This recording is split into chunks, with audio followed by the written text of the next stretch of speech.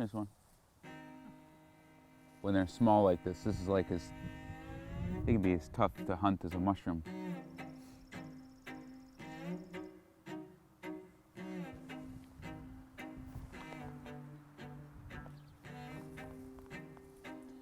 It can be difficult too, because a lot of people say, oh my God, milkweed is poisonous.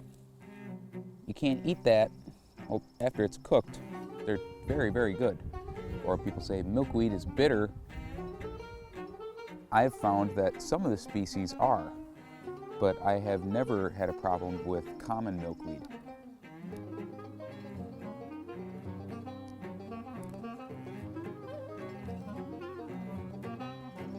Yum.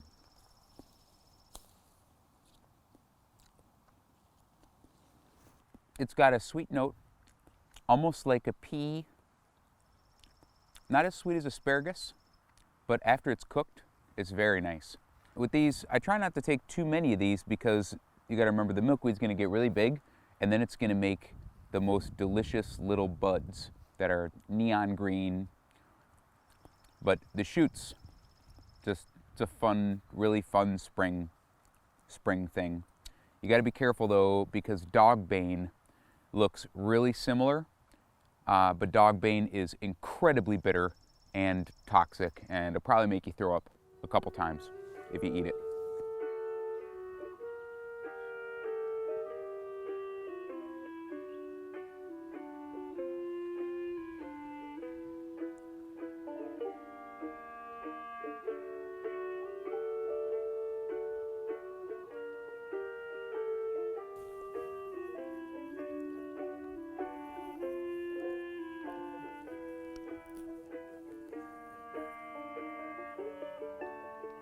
The white stuff that comes out of them is called latex.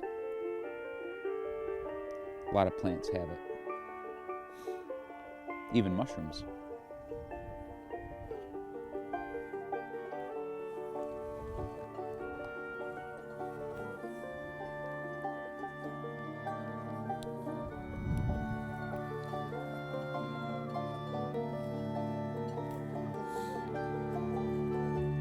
Yeah, that's a beauty.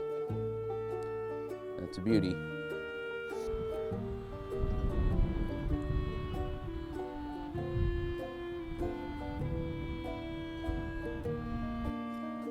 Ooh, there's a nice one. I think my favorite are probably the ones that have this big citrusy blast. I mean, to figure out which ones I like, I just taste some. They're not gonna hurt you.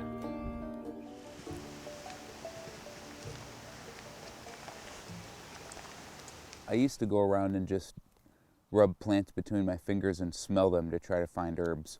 This is one of the first ones that I found. But with the yarrow, you gotta be careful to never use too much, because it's bitter. But the aroma is very fun. So a little bit goes a long way. This is a weird one. So it's cow parsnip, and it's related to your garden parsnip, but if you get the sap from it on you, it's a phototoxin, so it creates like a rash that will stay for years and years and years. I've had a similar phototoxin on my face from another plant that I don't know what it was, and it really sucks. So wear a glove and don't wipe it on your face. But they taste really good. It's almost kind of like spinach crossed with celery leaf. The Latin name is derived from the word Hercules. So, I mean, in a month or two, they're gonna be like 4 or 5 feet high. And then they're just unmistakable. Like they're like bigger than any plant that's gonna grow around here. You'll see them a lot of times in roadsides and ditches, but I like to pick food from roadsides and ditches. Here's some beautiful mature ramps. They've been growing for a while, so the bulbs are going to be nice and fat.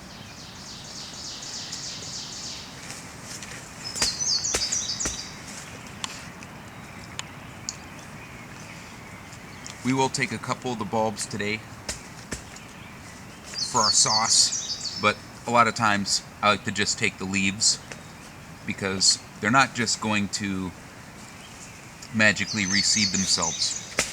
They take a long time to grow.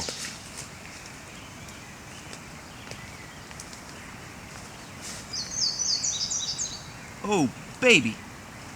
Yeah. Now that's a ramp.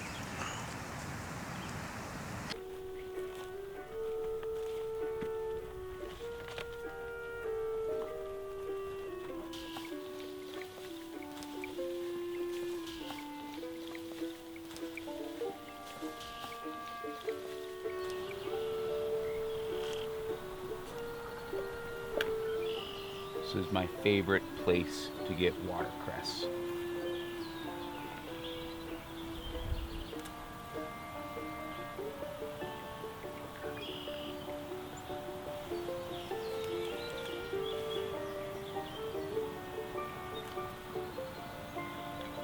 Spicy hot.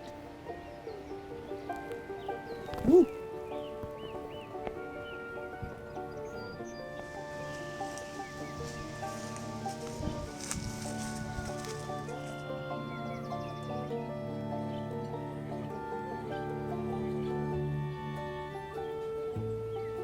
So knotweed is a very fast-growing invasive plant.